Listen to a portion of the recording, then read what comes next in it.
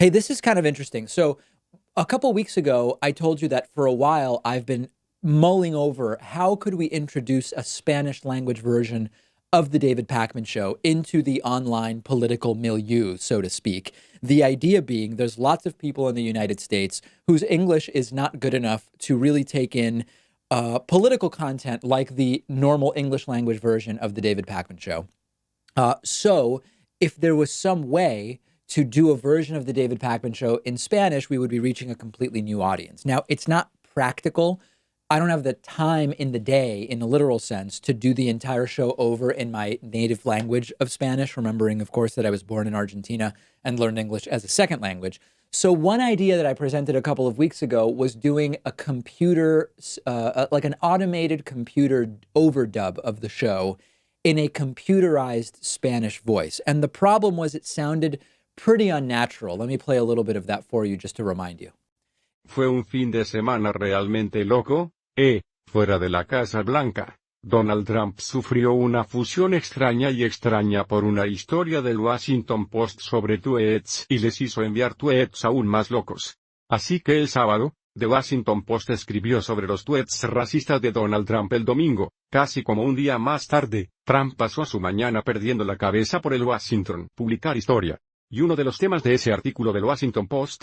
So I asked for feedback on that, and the feedback was almost unanimous. I mean, I can't think of any time when feedback has been so overwhelmingly united on anything. People were overwhelmingly positive about the idea of a Spanish version of the David Pakman show, but the consensus was that auto dub technology is not the way to do it. It's just not dynamic enough.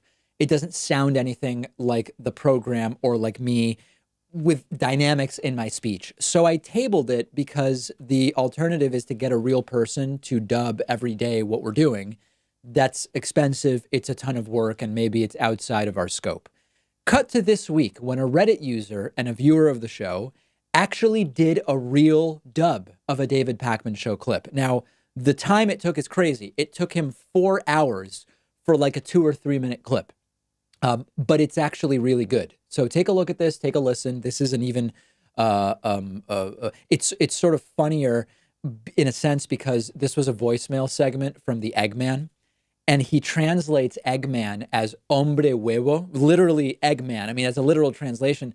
I just don't know why I find that hilariously endearing. We'll play just a little bit of this. Take a listen. Tenemos un número de correo de voz. Ese número es 219 David P.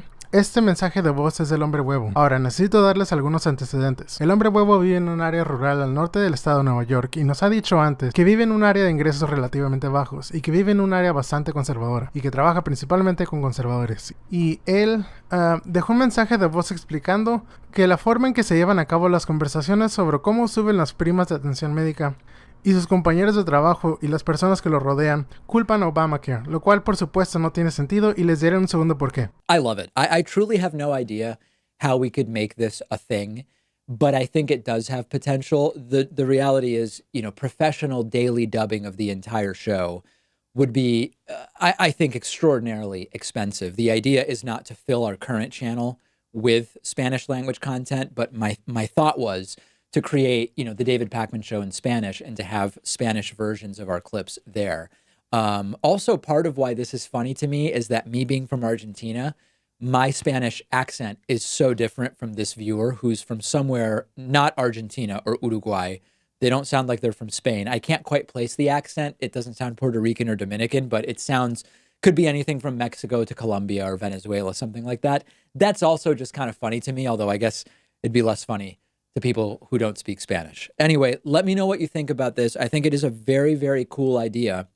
I think like the dream would be someone in Argentina can give us some really great rate on dubbing the entire day's clips. So it would be in an Argentinian accent. Maybe because of the exchange rate, it would be more affordable. I don't know. In any case, I really appreciate this one clip being dubbed and a really, really nice job. If you have other ideas for what we might be able to do on this, let me know. I think that there is value. And listen, this is not just, I think, to be very clear, I actually think that the value of doing this type of content in Spanish, but for American politics, is that we could really be reaching an entire new audience that doesn't feel like they have content like this that is in their wheelhouse linguistically based on the level at which they do or maybe don't speak English. So there's tons of programs in Argentina in Spanish about Argentinian politics. There's tons of programs in Mexico in Spanish about Mexican politics. But my idea is that this is really an untapped market. I mean, I don't know that any of the other progressive online shows are even thinking about this. I'm thinking about it because I'm an immigrant from Argentina.